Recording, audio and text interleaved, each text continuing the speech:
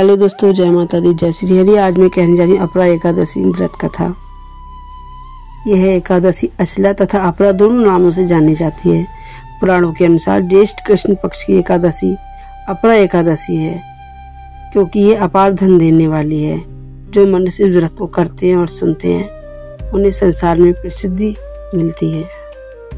शुक्ल पक्षीय तथा कृष्ण पक्षीय द्वादशी अथवा एकादशी व्रत का फल समान ही होता है। जैसे कि सफेद तथा काला तिल जिस प्रकार बराबर पवित्र होता है, अथवा सफेद गाय या काली गाय दोनों ही बराबर पूज्य होती हैं,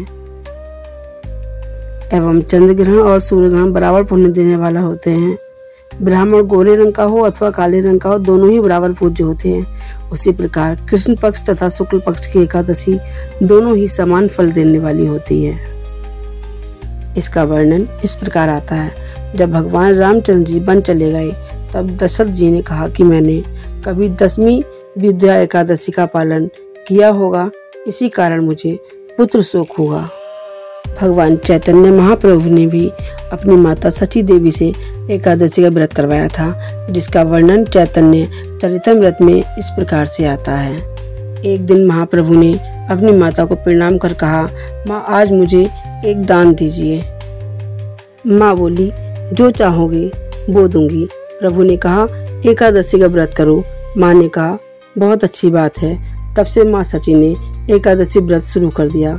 एकादशी भगवान की बहुत प्यारी है, जो कि भगवान अपनी माता से, अपने पिता से तथा भक्तों से सभी से करवाते हैं। देवपुराधिपति महाभागवत रुक्मांगद ने अपने राज्य में एक सुंदर पुष्पोद्यान लगाया। वह उद्यान इतना मनोरम था कि लोगों के लिए वह एक दर्शनीय स्थल बन गया। उस उद्यान में स्वर्ग के देवता भी आकर वहां खिले हुए फूल तोड़ तोड़ कर ले जाते। परिणाम स्वरूप राजा को एक भी फूल मिलना मुश्किल हो गया। फूलों के अभाव में वह उद्यान उजाड़ वीरान हो गया। उद्यान की ऐसी दुर्दशा देखकर राजा बहुत उदास हो गया। राजा ने चौकीदारों की संख्या बढ़ा दी, किंतु फूलों की चोरी होती रही। कोई ठोस परिणाम नहीं निकला, क्योंकि फूलों की चोरी करने वाले मनुष्य तो नहीं थे कि पकड़ में आ सके। वे तो स्वर्ग के देवी देवता और अप्सराएं थीं, इसलिए वे पकड़ में नहीं आ सके। अंत में राजा ने अपने कुल पुरोहित से इसके समाधान के लिए कुछ करने की प्रार्थना की। कुल पुरोहित ने इसका समाधान बताते हुए कहा कि यदि उद्यान के सभी पौधों के ऊपर भगवान विष्णु का चरणरोधक संध्या के समय छिड़क दिया जाए तो संभव है कि चोरों को पकड़ा जा सकेगा। रात्रि होने पर स्वर्ग के देवी देवता एवं अप्सराएं रोज की तरह उस उद्यान में उतर आए। उनमें से एक देवी का पांव पौधों के ऊपर छिड़के चरणोदक के ऊपर जैसे ही पड़ा, उसके संपूर्ण पुण्य उसी समय क्षय हो गए। वह चिल्ला उठी। उसके वापस जाने की सारी शक्ति भी छिन्न हो गई। देवता व देवियां उसे असहाय अवस्था में छोड़कर वापस स्वर्ग चले गए। वह बेचारी अकेली रह गई, क्योंकि पुण्यों के समाप्त हो जाने से वह उड़ान नहीं भर सकी तथा वापस स्वर्ग नहीं जा सकी।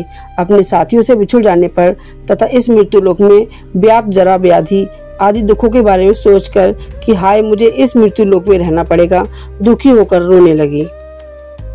प्रातः होते ही उद्यान के चौकीदारों व मालियों ने उसे देखा। वे दिव्य तेज व अद्वितीय रूप को देखकर आश्चर्यचकित हो गए।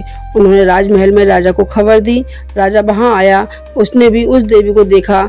उसके अलौकिक रूप को देखते ही उसके प्रति दुर्गा, लक्ष्मी, सरस्वती आदि देवियों की कल्पना कर बैठा तथा उसे नमस्कार किया। उसे रोते हुए देखकर राजा को बड़ी दया आई। राजा ने पूछा, देवी आप क्यों रो रही हैं? आपको क्या कष्ट है?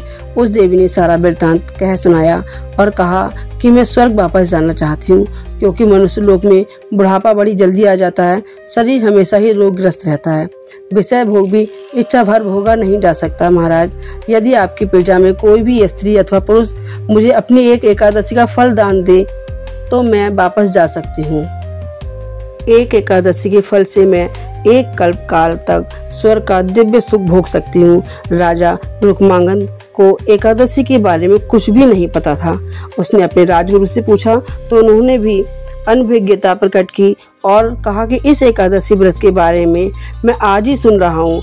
जब कुलगुरु को ही पता नहीं तो भला प्रजा को कैसे पता होता। राजा ने अपने नगर में ढिंढोरा पिटवा दिया कि जो नागरिक एक एकादशी व्रत का फल देगा उसको इनाम दिया जाएगा। जब 3-4 दिन तक कोई भी नागरिक आगे नहीं आया तो इनाम की राशि बढ़ाते बढ़ाते आधा राज्य तक कर दी, किंतु परिणाम अनुकूल नहीं आया। अंत में एक दिन उस नगर में एक सेठ के घर की नौकरानी घर के कार्य करने में कुछ अपराध कर बैठी तो सेठानी ने दंड देने के लिए उसका भोजन बंद कर दिया। संयोग से उस दिन 10वीं का सायंकाल का समय था। उस नौकरानी ने रूठ कर ना तो 10वीं की रात्रि को भोजन किया, ना ही एकादशी को। द्वादशी के दिन कहीं भूख के मारे मर न जाए, इस भय से उसे सुबह के समय भोजन करा दिया गया। इस प्रकार से उसका संयोग से अनजाने में एकादशी का व्रत हो गया। जब नगर सेठ को कर्मचारियों द्वारा राजा की घोषणा व इनाम के बारे में पता चला तो वह अपनी नौकरानी को लेकर राजा के सामने उपस्थित हुआ। राजा ने उसे देवी के सामने प्रस्तुत किया। स्वर्ग की उस देवी ने देखते ही घोषणा की कि अनजाने में ही इसका एकादशी का व्रत हुआ है। यदि ये अपना व्रत मुझे संकल्प पढ़कर दान दे देगी तो मैं व्रत के पुण्य प्रताप से स्वर्ग वापस जा सकती हूँ। तब राजा ने नौकरानी से संकल्प कराकर स्वर्ग की देवी को दिला दिया तो वह देवी राजा को धन्यवाद व आभार प्रकट करती हुई स्वर्ग को चली गई। राजा ने अपनी घोषणा के अनुसार उस नौकरानी को अपना आधा राज्य दे दिया तथा अपने पुत्र धर्मांग से उसका विवाह कर उसे अपने पुत्र वधू बना लिया।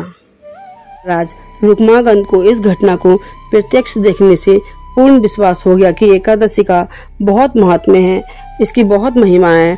जब ऐसा दृढ़ विश्वास हो गया तो उन्होंने ये विचार किया कि इतनी पुण्यदायिनी और कल्याणकारी एकादशी का व्रत मेरे राज्य के प्रत्येक नागरिक को अवश्य ही करना चाहिए। अतः उसने इसे नियमित रूप से लागू कर दिया। राजा के इस आदेश को मानते हुए उस राज्य के सभी लोग एकादशी का व्रत पालन करते हुए अंत में वैकुंठ धाम को गए। ब्रह्म पुराण में लिखा है कि ये एकादशी पुण्य देने वाली है, महापाप नाश करने वाली है, अनंत फल देने वाली है। ब्रह्म हत्या, गौ हत्या, भ्रूण हत्या, पर स्त्री गमन, मिथ्या भाषण आदि समस्त पापों का नाश करने वाली है। पुष्कर तीर्थ स्नान, प्रयाग स्नान, शिवरात्रि व्रत, गया जी में पिंडदान, सिंह राशि में बृहस्पति की स्थिति में गोमती नदी में स्नान, कुंभ पर्व में केदारनाथ दर्शन, बद्रीनाथ धाम यात्रा दर्शन और सेवा, सूर्य ग्रहण में कुरुक्षेत्र स्नान, हस्ती अश्व गाय, सुवर्ण तथा भूमिदान का जो फल है वह सब अपरा एकादशी के पालन में स्वतः मिल जाता है। इसका महात्म्य श्रवण करने से पुण्य होता है। जय श्री हरि, जय हो लक्ष्मी माता की, जय हो एकादशी मैया की। मैं ऐसी आपको कथाएं सुनाती रहूँगी। आपको मेरी कथाएं कैसी लगती हैं? अगर आपको मेरी कथाएं अच्छी लगती हैं तो आप मेरे चैनल को सब्सक्राइब करें, लाइक करें, कमेंट करें, शेयर करें। जय माता दी, जय श्री हरि, जय हो लक्ष्मी मैया की, जय हो एकादशी मैया की।